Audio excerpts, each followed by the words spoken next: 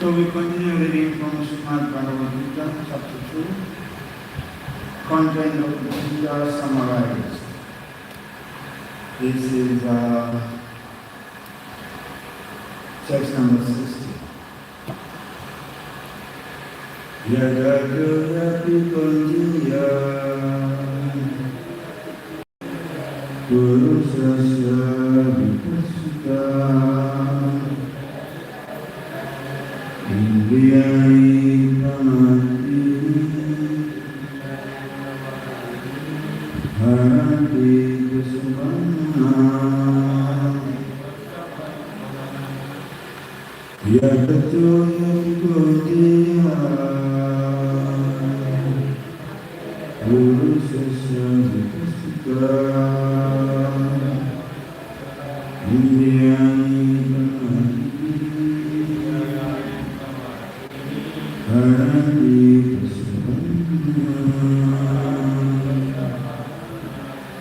Translation: Yadata, while endeavoring, he certainly appeared in spite of Kundya, O son of Kundi, to Sasra of a man, because he got full of discriminating knowledge. Indriyani, the senses, pramati, agitated, haranti, throw, prasadam, by force, manaha, the mind. Translation: the senses are so strong and impatient, O Arjuna, that they forcibly carry away the mind, even of a man of discrimination who is endeavoring.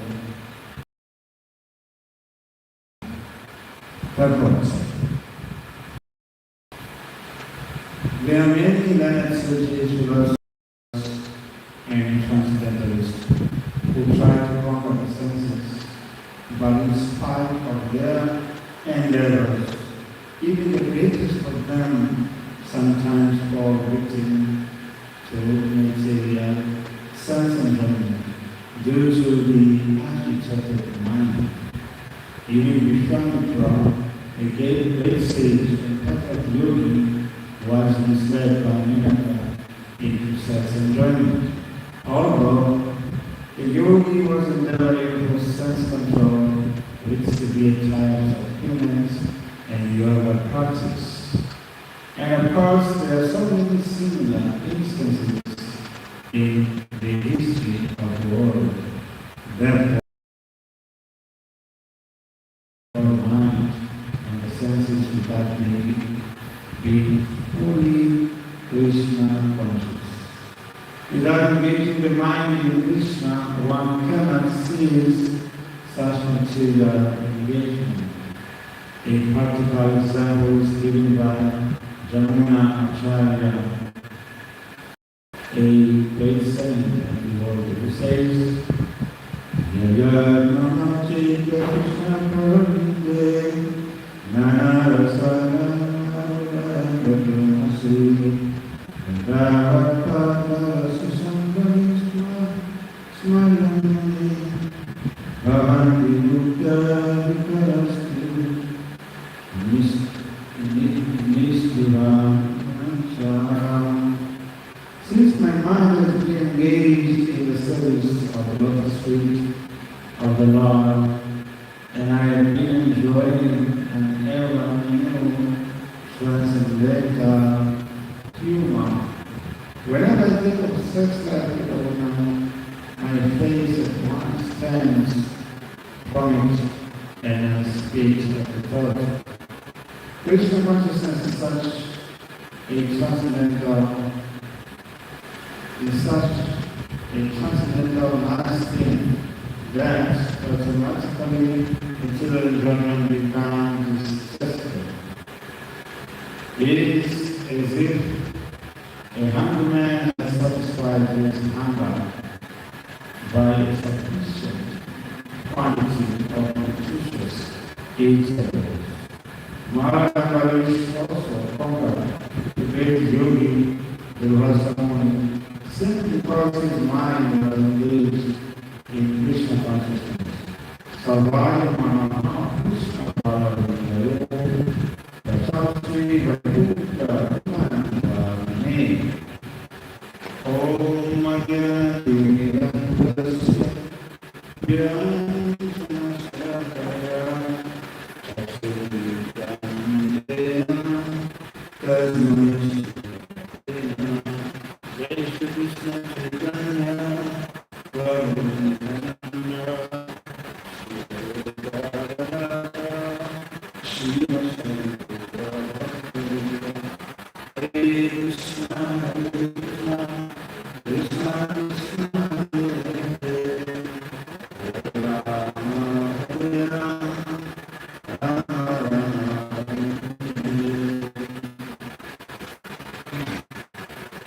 So this is a continuation of the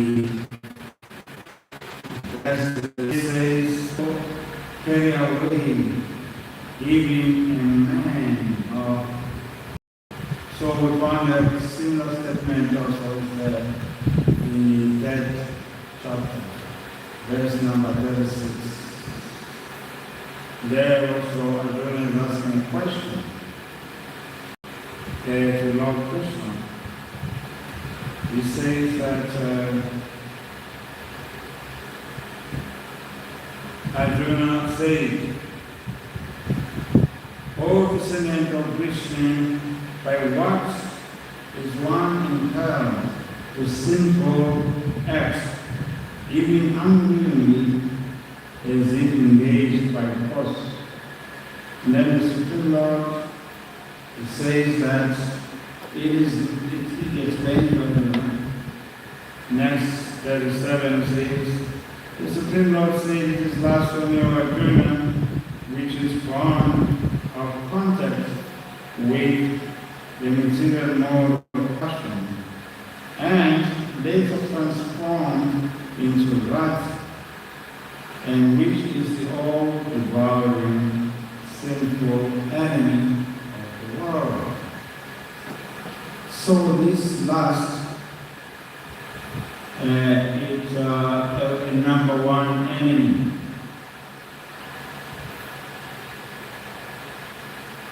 And then the Lord explains how, further explains how lust. And it says the senses, the mind and intelligence are the sitting places of this lust, the spectrum of body. Through them, lust covers the real knowledge of the living entity and the world as him. So, as I was explaining about Vashana and Ruchi yesterday, Ruchi means taste, and Vashana means inclinations. So, the inclinations and the taste that we have in this life come from previous lives. So, and then you have a system of some scholars. Some scholars, they have to purify the bad influences of the past so that the child can grow up and being lesser propelled by the previous bad habits. So that is very, very important. That is another way in Vedic system of purifying someone through some scholars. And then higher than that, like I was explaining the other day, that higher than that is prayashchitam. And then prayashchitam comes in three ways. Can be done through karma, Jnana and Bhakti. It is said that for us to come in karma, like Chandra fasting during the waxing of the moon or the waning of the moon, may kind of stop the past influences in us. But the desire may also be stopped. The desire is the cause of our propensities. But the root cause of the desire, as well as the sinful activities that we engage in, the root cause of that is avidya. As long as that is with us, again and again we will fall back to all the habits. Sometimes people stop smoking for 1 month, they fall back. And then sometimes they fall back to smoking after a year. Because what happens is that they continue associating with friends who are smoking. So the friendship cannot be complete by drinking and smoking together. So the option is that we stay away from those people who are still doing this possible. Otherwise, it's difficult to stop smoking while you are associating with friends who are smoking. So in a similar way, in karma prayastham, the leniency may fall back to those habits. So in bhakti, by engaging in bhakti, one easily do away with those habits because bhakti gives him or her the higher taste. And also bhakti helps to revive the original consciousness, which is Krishna consciousness. So that is why until people engage in pure devotional service, it's very difficult to give up these activities, these habits. Sometimes they may stop and then they fall back again. Yes. We find people struggling with it. Why? Because these habits come from our past incarnations. They've been there with us for so many years. But when we engage in devotional service, and then these activities go away. So therefore we found that in the first verse of the Manuchitra by Raghunath Das Swami, Raghunath Das defines surrender as the external indication of one's internal cultivation of unalloyed devotion towards Radha and Krishna. Unalloyed devotion plus with love. Yes. So it develops attraction, love and attraction for Radha and Krishna by surrender. So what is this surrender Raghunath is talking about? So there are 6 ways of surrender. One is that one who is surrendering to the Lord or the process of bhakti, he has to avoid or give up the things that are not related to bhakti. And then number 2, he has to accept those things that are favorable. And then he has to, number 3, he has to accept that Krishna is my guiding Lord. And then he has to accept that Krishna is his protector. And then he has to develop humility. What is humility? When you accept that Krishna is your protector, Krishna is guiding you, so whatever is happening as part of Krishna Kripa. Krishna Kripa. Whether good or bad, is Krishna's Kripa. Then when you come to that level of surrender, and then you can surrender everything, Atma Nivedana. Then, like Bhakti Thakur says, Manasa Deho Ino Yogitmo Ati Yuapadi Nanda Kishore. Beautiful. He said, oh son of Nanda Maharaj, Nanda Kishore, I surrender everything, whether it be my family, my house, and everything that I possess in that house, I surrender it to the streets. Oh, you Nanda, Kishore, son of Nanda. Beautiful. So, you see, different stages of surrender will bring you to this Atma Nivedana. So here in the purport Prabhupada is giving an example of Ambarish Maharaj. How he was cast by this great yogi, Rasamuni, but because he was always thinking of Krishna as a surrendered soul, he didn't do anything. He got protection automatically. Yeshua Swami protected him. So that way, this is the ultimate goal of Bhakti, to leave everything at Krishna's mercy. So that way, Bhakti of all our desires, when we give everything to Krishna, we leave everything to Krishna. It's not that easy. Just like one king, he was cutting some fruit, and then somehow the knife cuts off his finger.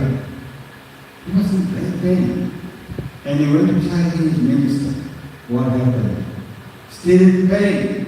The minister said, okay, you are very lucky. This is Krishna Kripa. The king got very angry. You rascal, I've been hanged. You are saying this is Krishna Kripa. You are laughing at me. He put him in jail.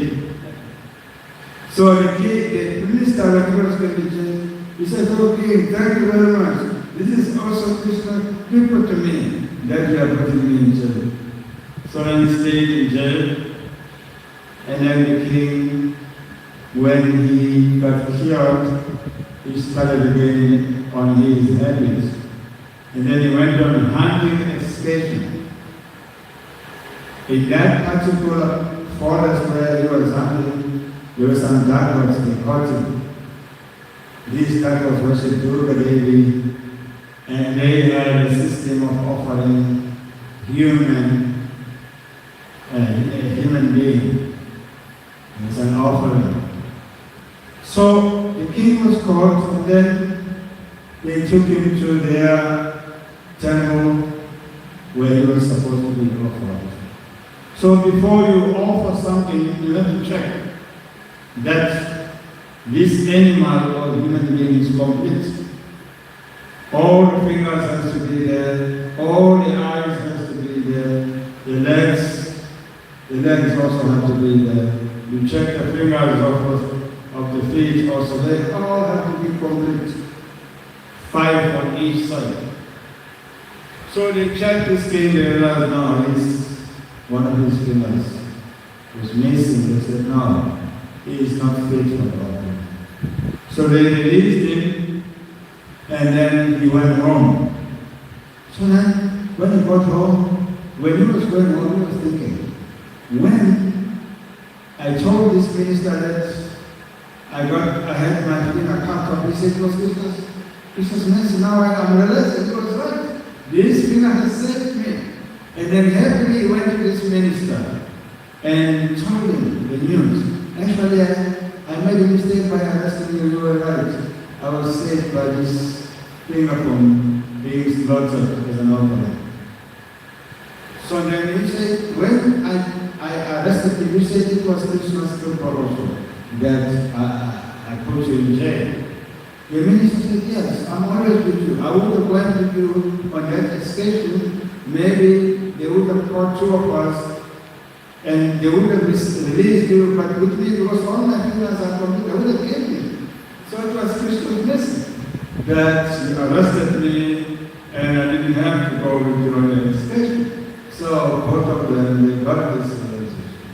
So that way, sometimes things that are not very nice may happen, but they are also Krishna's kripa to a devotee, because maybe he is removing that devotee from one very severe calamity.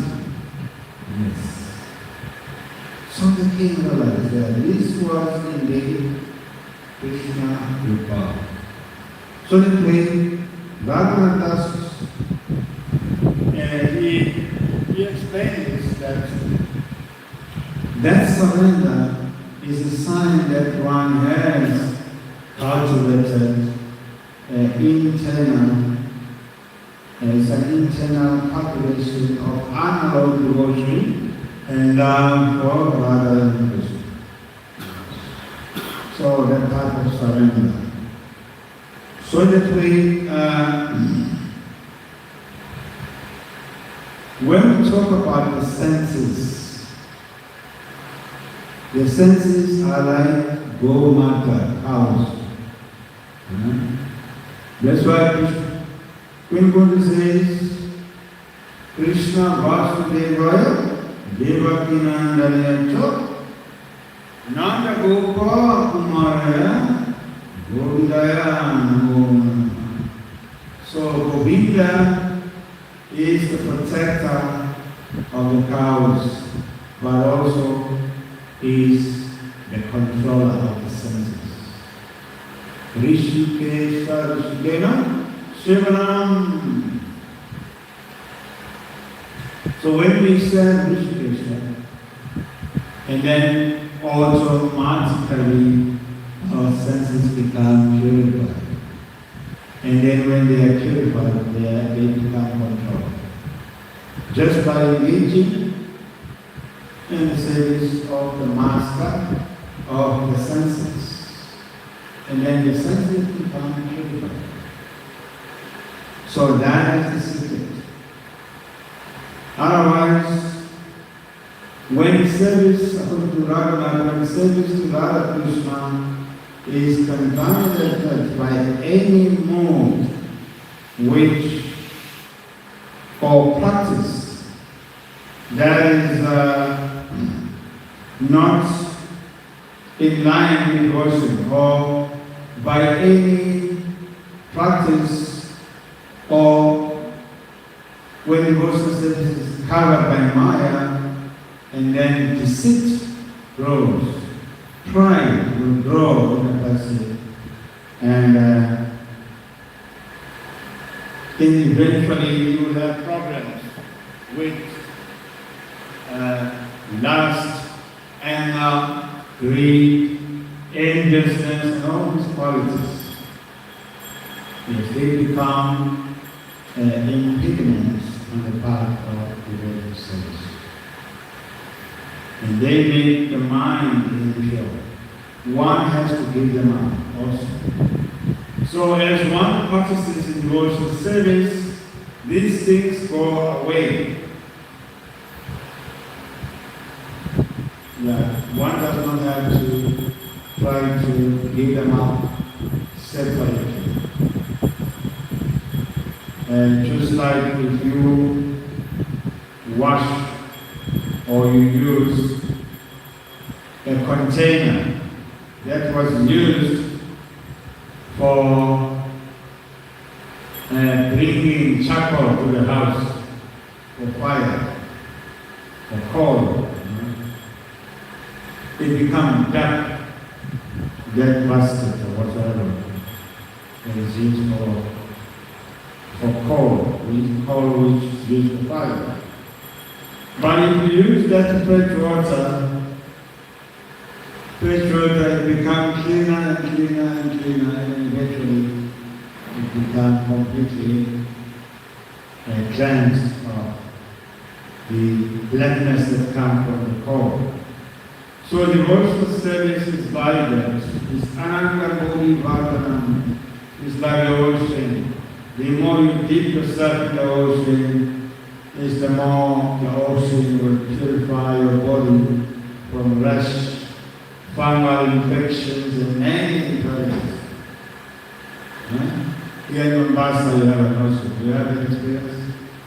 When you bathe in the ocean, the rash and anything become cured automatically. Yes. I also have the same ocean in South Africa. Yes. I was swimming in this ocean from the time I was a child. Yes, it works. Yes, this is called Indian Ocean.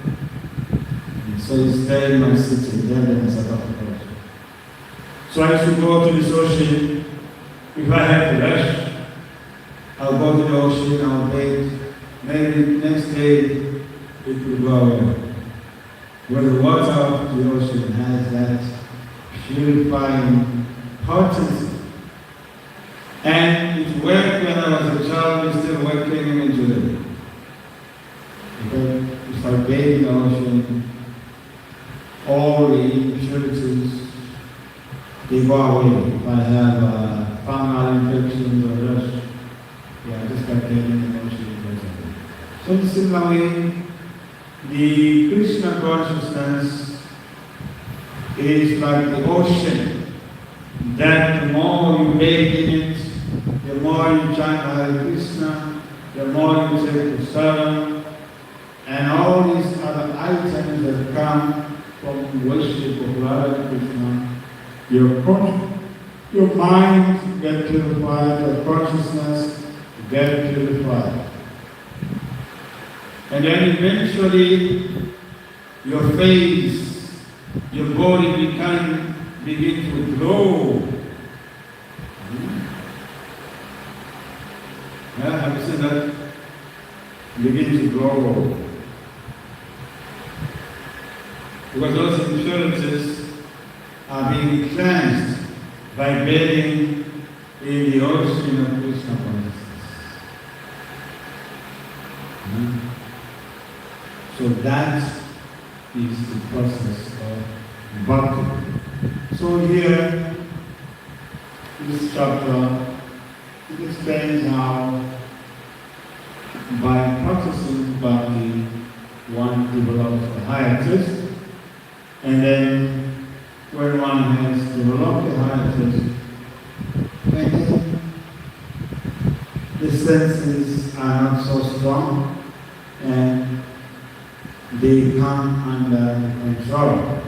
But if one has not engaged in devotional service, which says these senses, they first of all carry away the mind, even of a man of discrimination who is endeavoring to control them. The example that is given was that of the sage, Vishwamitra Muni. So these sages, they are very powerful yogis and powerful mystics. But because they are not surrendered to Krishna, they can succumb to challenges. The example that is given is that of the kitten, the baby cat. The baby cat is carried by the mother in times of emergency. Is carried by the mother from the place of danger to the other place. That is the case with lions also, and all the cat-like animals. And then the monkey, the baby will hang on the baby, the baby by his own tiny hands, he holds on to the baby of the mother. I saw that also there. The monkeys, very monkeys in this compound. If one tiny baby is holding. So if you say that in a case of emergency, where mothers will under the father brought the kitchen, there's not kitchen, that baby monkey can fall. When you jump from one tree, there's some threatening enemy, they jump very fast and the baby falls. So in a similar way, a yogi or a mystic is someone who is elevated or who is strong by his own strength. So there is a chance that when there is a big challenge, he may slip from his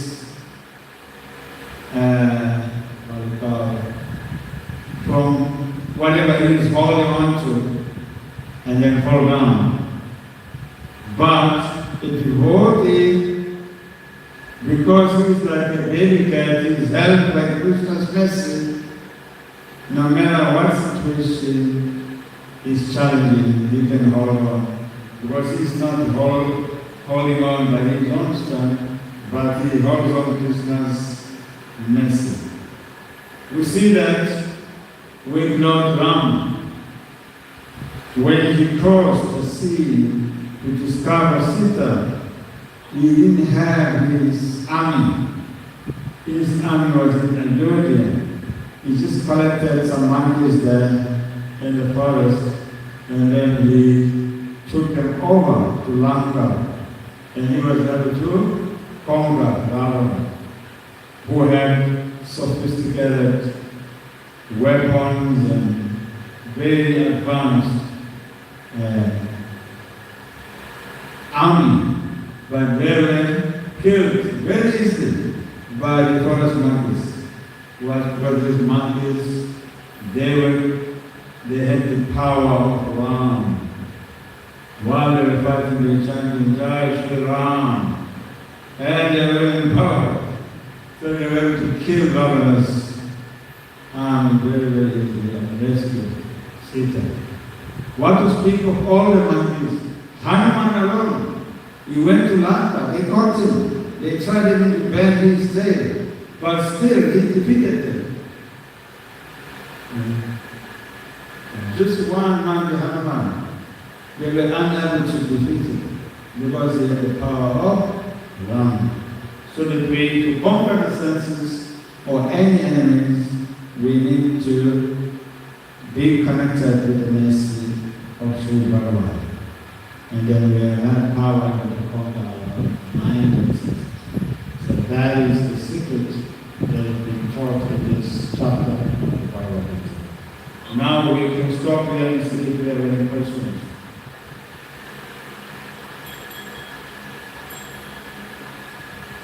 Yes, Prabhu. I would say that the more you indulge in devotional practice, the more you listen to the Lord. I can't hear you. Come here.